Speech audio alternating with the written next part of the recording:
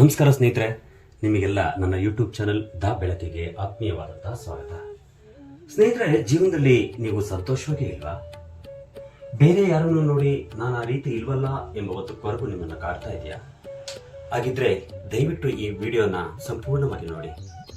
ನಿಮ್ಮ ಜೀವನವನ್ನೇ ಬದಲಾಯಿಸಬಲ್ಲ ಒಂದು ಅದ್ಭುತವಾದಂತಹ ಕತೆ ಈ ವಿಡಿಯೋದಲ್ಲಿದೆ.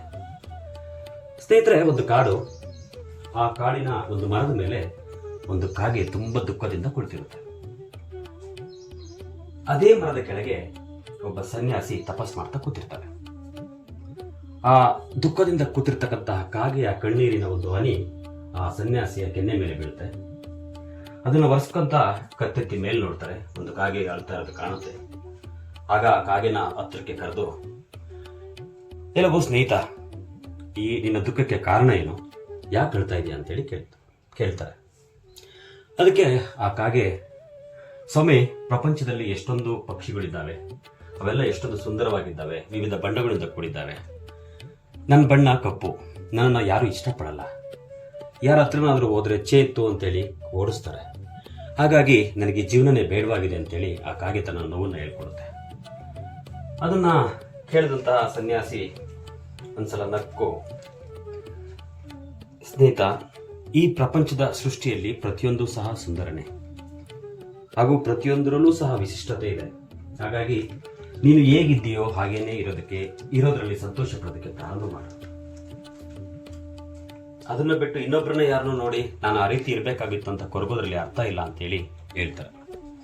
ಅದನ್ನ ಕೇಳಿದಂತಹ ಕಾಗೆ ಅದಕ್ಕೆ ಸಮಾಧಾನ ಆಗಲ್ಲ. ಇಲ್ಲ ಸ್ವಾಮಿ, ನನಗೆ ಈ ಜೀವನ ಬೇಡ, ನಾನು ಬೇರೆ ಪಕ್ಷಿಗಳು ಅಂತಿದ್ರೆ ಎಲ್ಲರೂ ನನ್ನ ಇಷ್ಟಪಡ್ತಾ ಇದ್ರೇನೋ ಅಂತೇಳಿ ತನ್ನ ದುಃಖನ ಹೇಳ್ಕೊಡುತ್ತೆ. ಸ್ವಲ್ಪ ಕಾಗೆ ನೋಡಿ ಮರ್ಕ ಉಂಟಾಗುತ್ತೆ ಆ ಸನ್ಯಾಸಿಗೆ.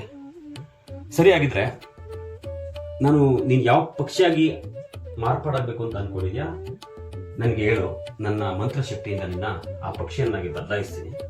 ಆದರೆ ಅದಕ್ಕಿಂತ ಮುಂಚೆ ಒಂದು ಷರತ್ತು. ನೀನು ಯಾವ ಪಕ್ಷಿ ಆಗ್ಬೇಕು ಅಂತ ಅನ್ಕೊಂಡಿದ್ಯಾ, ಆ ಪಕ್ಷಿನ ಹೋಗಿ ಕೇಳು, ನಿಜಕ್ಕೂ ಆ ಪಕ್ಷಿ ಸಂತೋಷವಾಗಿದೆಯಾ ಅಂತ. ಹಾಗೇನಾದ್ರೂ ಆ ಪಕ್ಷಿ ನಿಜಕ್ಕೂ ಸಂತೋಷವಾಗಿದ್ರೆ ಖಂಡಿತ ನಿನ್ನ ಆ ಪಕ್ಷಿಯನ್ನಾಗಿ ಬದಲಾಯಿಸ್ತೀನಿ ಅಂತೇಳಿ ಮಾತು ಕೊಡ್ತಾರೆ. ತುಂಬಾ ಖುಷಿ ಆಗುತ್ತೆ ಕಾಗೆಗೆ. ಸ್ವಾಮಿ, ಆಗಿದ್ರೆ ನನ್ನ ಹಂಸನನ್ನಾಗಿ ಮಾಡಿ, ಯಾಕೆಂದ್ರೆ ಹಂಸದ ಬಣ್ಣ ಬಿಳಿ, ಎಷ್ಟೊಂದು ಸುಂದರವಾಗಿದೆ, ಎಲ್ಲರೂ ಇಷ್ಟಪಡ್ತಾರೆ ಅಂತ ಹೇಳ್ಬಿಟ್ಟು ಹೇಳ್ತಾರೆ. ಸರಿಯಾಗಿದ್ರೆ ಮಾಡ್ತೀನಿ, ಹೋಗ್ಬಿಟ್ಟು ಆ ಹಂಸನ ಕೇಳ್ಕೊಂಬ ಅಂತೇಳಿ ಆ ಸನ್ಯಾಸಿ ಸೂಚನೆ ಕೊಡ್ತಾರೆ. ತುಂಬಾ ಸಂತೋಷದಿಂದ ಆರ್ತಾ ಅಲ್ಲೊಂದು ಕೊಳ ಇರುತ್ತೆ. ಆ ಕೊಳದ ಹತ್ರ ಒಂದು ಹಂಸ ನದಿಯಲ್ಲಿ ತೇಲ್ತಾ ಇರುತ್ತೆ. ಅದನ್ನ ನೋಡಿದ ತಕ್ಷಣ ಕಾಗೆಗೆ ತುಂಬಾ ಖುಷಿ ಆಗುತ್ತೆ. ಅಬ್ಬಬ್ಬ, ನಾನು ಸಹ ಆಗ್ಬಿಡ್ತೀನಿ, ನನ್ನನ್ನು ಎಲ್ಲರೂ ಇಷ್ಟಪಡೋಕೆ ಪ್ರಾರಂಭ ಮಾಡ್ತಾರೆ ಅಂತ ಹೇಳ್ಬಿಟ್ಟು ಹಂಸದ ಹತ್ರ ಹೋಗಿ, ಎಲ್ಲವೋ ಸ್ನೇಹಿತ, ನೀನು ಎಷ್ಟೊಂದು ಸುಂದರವಾಗಿದ್ಯಾ, ಬೆಳ್ಳಗಿದ್ಯಾ, ಹಾಗಿದ್ಮೇಲೆ ಇಡೀ ಪ್ರಪಂಚದಲ್ಲಿ ನೀನೇ ತುಂಬಾ ಸುಂದರವಾಗಿರೋ ಪಕ್ಷಿ ಇರಬೇಕಲ್ವಾ ಅಂತೇಳಿ, ಹಾಗೂ ತುಂಬಾ ಸಂತೋಷವಾಗಿರುವ ಪಕ್ಷಿ ನೀನೇ ಆಗಿರ್ಬೇಕಲ್ವಾ ಅಂತೇಳಿ ಆ ಹಂಸನ ಕೇಳ್ತಾರೆ. ಅದಕ್ಕೆ ಹಂಸ, ಖಂಡಿತ ಇಲ್ಲ, ನನ್ನ ಬಣ್ಣ ಬರೀ ಬಿಳುಪು, ಜೊತೆಗೆ ನನ್ನನ್ನು ಯಾರು ಯಾವಾಗ ಯಾವ ಬೇಟೆಗಾರ ಬಂದು ನನ್ನನ್ನು ಕೊತ್ತನ್ನು ಬೈದಲ್ಲೇ ನಾನು ಜೀವನ ಮಾಡ್ತಾ ಇದ್ದೀನಿ. ಅದೇ ಆ ಗಿಣಿಯನ್ನು ನೋಡು, ಅದರ ಎಷ್ಟೊಂದು ಬಣ್ಣಗಳಿಂದ ಆ ಗಿಣಿ ಕೂಡಿದೆ. ಹಾಗಾಗಿ ಆ ಗಿಳಿನೇ ತುಂಬಾ ಸುಂದರವಾಗಿರ್ಬೇಕು, ನೀನು ಆ ಗಿಳಿನ ಹೋಗಿ ಭೇಟಿ ಮಾಡು ಅಂತೇಳಿ ಆ ಹಂಸ ಸೂಚನೆ ಕೊಡುತ್ತೆ. ತಕ್ಷಣ ಆ ಕಾಗೆ ಆರ್ತಾ ಅಲ್ಲೇ ಪಕ್ಕದಲ್ಲಿರ್ತಕ್ಕಂಥ ಒಂದು ಮರದ ಮೇಲೆ ಒಂದು ಗಿಣಿ ಕೂತಿರುತ್ತೆ. ಗಿಣಿನ ಹೋಗಿ ಭೇಟಿ ಆಗುತ್ತೆ. ಗಿಣಿ ನೋಡಿದ ತಕ್ಷಣ ಮತ್ತಷ್ಟು ಸಂತೋಷ ಆಗುತ್ತೆ. ಅಬ್ಬಬ್ಬ, ಎಷ್ಟೊಂದು ಸುಂದರವಾಗಿದೆ, ಎಷ್ಟೊಂದು ಬಣ್ಣದಿಂದ ಕೂಡಿದೆ, ನನ್ನ ಬಣ್ಣನೂ ಈ ರೀತಿಯೇ ಮಾಡ್ತಾರೆ ಆ ಸ್ವಾಮಿಗಳು, ಆ ಸನ್ಯಾಸಿಗಳು ಅಂತೇಳಿ ಖುಷಿಯಾಗಿ ಆ ಗಿಣಿ ಹತ್ರ ಹೋಗಿ ಭೇಟಿ ಮಾಡಿ, ಗೆಳಿರಾಯ, ನೀನು ಎಷ್ಟು ಬಣ್ಣದಿಂದ ಕೂಡಿದ್ಯಾ, ಇಡೀ ಪ್ರಪಂಚದಲ್ಲಿ ನಿನ್ನ ತುಂಬ ಜನ ಇಷ್ಟಪಡ್ತಾರೆ, ಹಾಗಿದ್ಮೇಲೆ ನೀನೇ ತುಂಬಾ ಸಂತೋಷವಾಗಿರತಕ್ಕಂಥ ಪಕ್ಷಿ ಇರಬೇಕಲ್ವಾ ಇಡೀ ಪ್ರಪಂಚದಲ್ಲಿ ಅಂತ ಕೇಳ್ತಾರೆ. ಅದನ್ನ ಕೇಳಿದಂತಹ ಗಿಣಿ, ಖಂಡಿತ ಇಲ್ಲ ಸ್ನೇಹಿತ, ಯಾವಾಗ ಯಾವ ಬೇಟೆಗಾರ ಬಂದು ನನ್ನನ್ನು ಹಿಡ್ಕೊಂಡು ಹೋಗ್ತಾನೋ, ಅವ್ರ ಮನೆಯ ಪಂಜರದಲ್ಲಿ ಹಾಕ್ತಾನೋ, ಅವರ ಮಕ್ಕಳ ಆಟ ಆಡೋದಕ್ಕೋಸ್ಕರ ನಾನು ಉಪಯೋಗಿಸ್ಕೊಂತಾನೋ, ನಾನು ಯಾವಾಗ ಯಾರು ಕರ್ಕೊಂಡು ಹೋಗ್ತಾರೋ ಅನ್ನೋ ಭಯದಲ್ಲೇ ನಾನು ಬದುಕ್ತಾ ಇದ್ದೀನಿ. ಹಾಗಾಗಿ ಖಂಡಿತ ನಾನು ಸಂತೋಷವಾಗಿಲ್ಲ. ನನ್ನ ಪ್ರಕಾರ ನವಿಲಿದೆ, ನವಿಲು ಎಷ್ಟು ದಪ್ಪವಾಗಿದೆ, ಎತ್ತರವಾಗಿದೆ, ಸೊ ಆ ನವಿಲೆ ತುಂಬಾ ಸಂತೋಷವಾಗಿರ್ತಕ್ಕಂಥ ಪಕ್ಷಿ ಇರಬೇಕು, ಹೋಗಿ ಆ ನವಿಲನ್ನ ಕೇಳು ಅಂತ ಹೇಳ್ಬಿಟ್ಟು ಆ ಗಿಣಿ ಇರುತ್ತೆ. ಅದನ್ನು ಕೇಳಿದಂತಹ ಅದೇ ಕಾಗೆ ಆರೋಗುತ್ತೆ. ಆರೋಗಿ ಅಲ್ಲಿ ಕುಳಿತಿರ್ತಕ್ಕಂತಹ ಅಲ್ಲಿ ಒಂದು ಕಾಡಲ್ಲಿ ಆಟ ಆಡ್ತಾ ಇರ್ತಕ್ಕಂತಹ ಒಂದು ನವಿಲನ್ನ ಭೇಟಿ ಆಗುತ್ತೆ. ನವಿಲ್ ಹೋಗಿ ಕೇಳುತ್ತೆ, ಹಬ್ಬ ಎಷ್ಟೊಂದು ಸುಂದರವಾಗಿದೆ ನವಿಲೆ, ನಿನ್ನ ನಾಟ್ಯ ನೋಡೋಕೆ ಇಡೀ ಪ್ರಪಂಚನೇ ಕಾಯ್ತಾ ಇರುತ್ತೆ. ನನ್ನ ಪ್ರಕಾರ ನೀನೇ ತುಂಬ ಸಂತೋಷವಾಗಿರ್ತಕ್ಕಂಥ ಪಕ್ಷಿ ಅಲ್ವಾ ಅಂತ ಕೇಳುತ್ತೆ.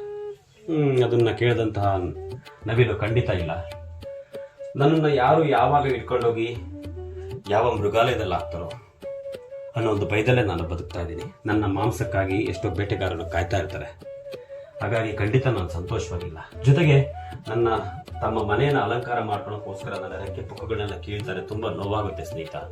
ಹಾಗಾಗಿ ಖಂಡಿತವಾಗಿ ನಾನು ಸಂತೋಷವಾಗಿಲ್ಲ ಅಂತೇಳಿ ಆ ನವಿಲು ಹೇಳುತ್ತೆ.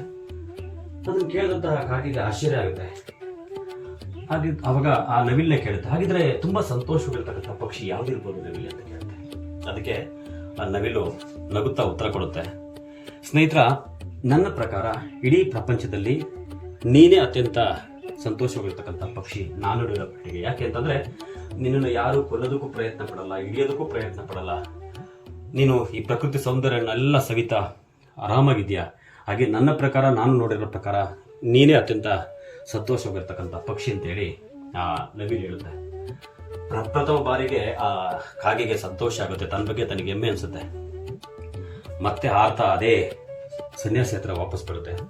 ಆ ಸನ್ಯಾಸಿ ಕೇಳ್ತಾರೆ, ಯಾವ ಪಕ್ಷಿಯನ್ನಾಗಿ ಮಾಡಿದೆ ಕೇಳು, ಮಾಡ್ತೀನಿ ಅಂತ. ಅವಾಗ ಆ ಕಾಗೆ, ಸ್ವಾಮಿ ಖಂಡಿತ ಬೇಡ, ನಾನು ಹೇಗಿದ್ದೀನೋ ನಾನೇ ಸುಂದರವಾಗಿರೋದು, ನಾನೇ ಚೆನ್ನಾಗಿದ್ದೀನಿ, ಇಡೀ ಪ್ರಪಂಚದಲ್ಲಿ ಅತ್ಯಂತ ಅದೃಷ್ಟಶಾಲಿಯಾದಂತಹ ಸಂತೋಷವಾಗಿರ್ತಕ್ಕಂಥ ಪಕ್ಷಿ ನಾನೇ ಅಂತ ನನಗೆ ಇವತ್ತು ಅರ್ಥ ಆಗಿದೆ. ಹಾಗಾಗಿ ಭಗವಂತನ ಸೃಷ್ಟಿಯಲ್ಲಿ ಎಲ್ಲವೂ ಸಹ ವಿಶೇಷ ಅಂತ ಇವತ್ತು ಅರ್ಥ ಆಗಿದೆ ಸ್ವಾಮಿ, ನನ್ನನ್ನು ಯಾವ ಪಕ್ಷಿ ಮಾಡಬೇಡಿ ಅಂತ ಹೇಳ್ಬಿಟ್ಟು ಅದು ಸಂತೋಷದಿಂದ ಆರೋಗುತ್ತೆ. ಸ್ನೇಹಿತರೆ, ಈ ಪ್ರಪಂಚದಲ್ಲಿ ಈ ಪ್ರಕೃತಿಯ ಸೃಷ್ಟಿಯಲ್ಲಿ ಪ್ರತಿಯೊಂದು ಸಹ ಒಂದು ವಿಶೇಷಣೆ. ಯಾವತ್ತೂ ನಮಗೆ ಗುರಿ ಇರಬೇಕು, ಖಂಡಿತ ಆ ರೀತಿ ಆಗಬೇಕು, ಈ ರೀತಿ ಆಗಬೇಕು ಅಂತ ಗುರಿ ಇರಬೇಕು. ಆದರೆ ಯಾರನ್ನೋ ನೋಡಿ, ಅವರ ಸೌಂದರ್ಯ ನೋಡಿ ನಾವು ಬೇಜಾರು ಮಾಡ್ಕೊಳ್ಳೋದ್ರಲ್ಲಿ ಆಗ್ತಾ ಇಲ್ಲ, ಅವರ ಶ್ರೀಮಂತಿಕೆನ ನೋಡಿ ನಾವು ಬೇಜಾರು ಮಾಡ್ಕೊಳ್ಳೋದ್ರಲ್ಲಿ ಆಗ್ತಾ ಇಲ್ಲ. ನಾವೇನಾದರೂ ಸಾಧಿಸ್ಬೇಕು ಅಂತಂದರೆ ಆ ಗುರಿ ಕಡೆಗೆ ಪ್ರಯತ್ನ ಪಡಬೇಕು ಹೊರತು ಬೇರೆ ಯಾರನ್ನೋ ನೋಡಿ ನಾನು ಹಂಗಿಲ್ವಲ್ಲ ಅಂತ ಅಂದ್ಕೊಂಡ್ರೆ ನಮ್ಮ ಜೀವನ ಬರೀ ನೋವಲ್ಲೇ ದುಃಖದಲ್ಲೇ ಕಳೆದೋಗುತ್ತೆ. ಸ್ನೇಹಿತರೆ, ಈ ಒಂದು ಸಣ್ಣ ವಿಡಿಯೋನ ನಿಮಗಾಗಿ ಅರ್ಪಿಸಿದ್ದೇನೆ.